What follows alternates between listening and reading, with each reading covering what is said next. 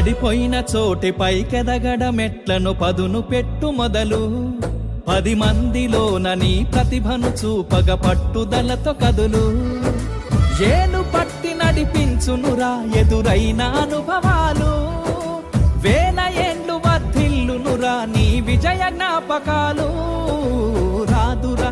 ఏ విజయం నీ కోసం నా కోసం ఎటుపోదురా నువ్వు చేసిన కష్టం ఎప్పటికైనా సొంతం కాలంతో పయనించే వాడికి కానిది ఏముంది సాధనతోనే సాధ్యమవ్వునని సదాశయంతో సాగర ముందుకు రాదురా ఏ విజయం నీ కోసం